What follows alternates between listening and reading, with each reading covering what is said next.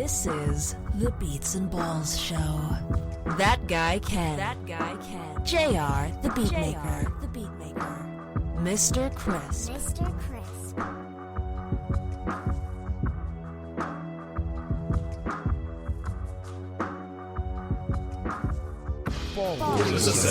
Ladies and gentlemen, welcome back to the Beats and Balls Show. This is season 2, episode 7. And 7? We've done 7 already? Oh. Yeah, man. Oh, wow, okay. Yeah. It's flying, We're on a roll. Yes. Yeah, man. They just flies by, man. Time flies when you're having fun, innit? So, yeah, Ken, how you doing, man? I'm good. You know how I am, Mr. Hustle. You've been hustling. I've been hustling. Every day I'm hustling. So I got a couple of things that I've been working on this week and I'm feeling really good about them. As you know, there's always something. If it's not here in London, it might be in Europe. But this one's in the US, so I'm excited. A little bit excited. US? Yeah. Ooh. Got a little something, International. Yeah, but anyway. But I'm good. But yeah, it's been a good week. Cool, man. So, do you want to tell us what the Beats and Balls Show is all about? Yeah, well, you know what it is. The Beats and Balls Show is not a show where, you expect to hear, talk on tactics. You're going to hear us talk about, the culture off the pitch, the music, the celebrations, the fashion, the fan behavior, the sports we like to play. And, it's all about social media, news, and the culture and that we're all passionate about. So it's a little bit of a full-on breakfast. Nice. Yeah. Nice. Yeah. You didn't want to say full English breakfast, did you? I ain't English. Right. So, as always, we've got our usual segments in the show. We're going to be kicking off with the socials and finishing off with Baller of the Week. No. But we've had a few requests for more music content on the show. It's called the Beats and Balls Show. Exactly. And I am JR, the beat maker. So we need more music. We need more music on the show. So we're doing that today. We are compiling the ultimate Beats and Balls playlist, right? Oh, okay. So the plan is to discuss some music that means a lot to us across a few categories. We'll get into more detail later. But we are going to... So yeah, we're going to be talking about music that means a lot to us across the categories. And ultimately, the plan is to condense down 11 tracks that we're going to have as like our starting 11, because we're going to keep it a bit sports-based as well. Okay. With our 6 shuffle tracks, our subs. Wow. Yeah. So... But yeah, before we get started with that, we have a very special guest here to help us get through the show. You'll probably recognize his voice if you've been listening to the Beats and Balls Show for a long time. It is the brainchild of the show. He's a radio presenter, a newsreader, a podcaster, a journalist, and he is the father of Beats and Balls. Ladies and gentlemen, please welcome Mr. Jordan Jarrett Bryan. What's up? Hell yeah. What's happening, boys? How you doing, bro? You good? I'm good. Thanks for having me back. Yeah, man. Welcome. I missed it. Yeah, it's good to have you, man. It's good to have you. What have you been up to? I've been busy, but before I tell you what I've been up to, I just want to say I've listened to all the shows that you guys have put out. And you guys have really held it up, man. You guys are taking it in a really strong place. Yeah. I enjoy listening to you guys. Yes. The cricket one killed me. I was really engaged in the Eni Luca one as well. So yeah, you guys are just killing it as well. So thank you guys. Thank you. That was high praise. To another level. No, I've really enjoyed it. I've been busy, man. Busy. I just keep it busy out here, Just. Hustle, yeah? Yeah, you got it, man. You're a long time dead, so maximize it while you're here. That's it, man. What I mean? That's it. I feel like he's got a little bit of Nigerian in him as well. His grandfather, great-great-grand. I'm sure somewhere there's a Nigerian in me. I'm not going to deny that. True, yeah, I'm going to Nigeria, actually, for Christmas. Ah, okay. Well, I'm actually going to be in Ghana for Christmas. That's the plan anyway. Okay. I want to go back home and... well, not home, obviously, go back to the continent, but yes. I don't think I'm going to be in Nigeria this year. Why not? No, I want to go to, you must have guys have seen it, Afro Nation Ghana. Yes, Yeah. So I want to do Afro Nation Ghana, and then after that, I've got something special I'm going to do for the crossover into the new year and my birthday. So yeah, I'm keeping that under wraps for now. So just briefly, tell me in Nigeria where I should be going, what I should be looking out for, and fill me in. You know what? Yeah. In Nigeria, if you're going to Lagos for Christmas, there's going to be parties galore. Just after Christmas, anywhere in Iko, UVI, or that part of the world. So it's not on the mainland. Yet there are some parties on the mainland, But on the island, so that's Victoria Island, Lekki, all that part. That's where it's going off. It's going off. The hotel beat parties. There's a beach party. I know there's usually an all-white beach party just before New Year's. It's usually around about the 28th or the 29th. Okay. That week, no one's working, so the whole city. But I will tell you, you are going to be stuck in Lagos Jam. Fucking Can't deal with that. Them ones. 3-hour Gridlock. drives going about 10 meters. No. Trust me, it's not. Look, all of my Nigerian fans, we know we love going to like Lagos here for Christmas, but the traffic jams. Only go out at night. Just if you just go out at night. Good advice. Yeah. I'll take that.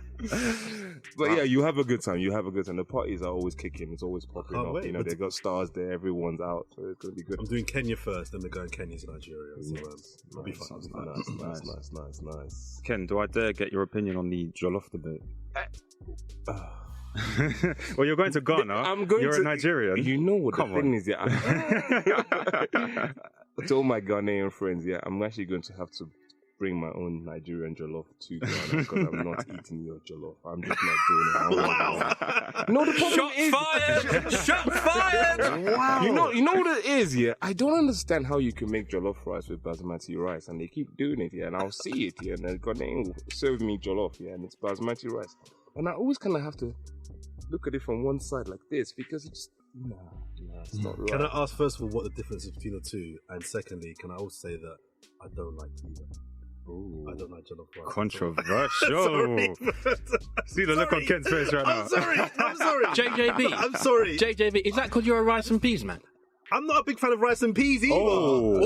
This is Now not, there's beef. This is not a cultural thing. I don't get the jollof rice thing. Security. You can rub me out. Special fried rice? Special fried rice? Are you just a straight Uncle Ben's man? Is that what it is? I'm just not a rice guy. But to my first question, what the difference? Uncle Ben's jerk rice. Oh my God. No. Don't even go there, man. Oh. Move on. Let's just dead it right sick. You know what I'm saying? Yeah. But yeah, we're not having this rice. He's actually hurt me in all kinds of fashions. Sorry. I feel like I've just been gut checked. I know, sorry. Come on. Cool. All right. Right. So, This is the Beats and Balls show. So, yeah, Ken, yeah. take us through what we're going to be discussing today. Well, yeah. We're gonna kick it off with a little bit on the socials. So, since we have a guest star today, let me ask him first. What have you seen on the socials? Because I've got a couple of things, but let me ask you. So on the socials, I saw, I don't know if it was over the weekend, we're just going out, so we're married anyway. But I don't know if you guys have seen the clip that went viral of, what league was it?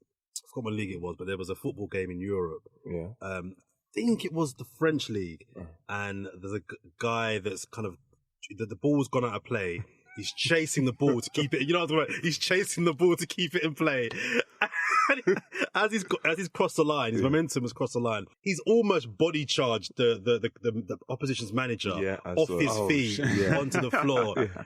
That's happened. So the guy's about 56, the manager. Yeah. The whole bench gets up and just basically puts it on him and rushes him. I saw it. It was subs bench, medical Everybody staff, was on coaching it. staff, literally. And the funny thing is, the ball's come across the entire pitch, yeah. So he's running at it. So it's him by himself. He hits the guy and the entire bench. And there's none of his players. They didn't want it. They didn't want it.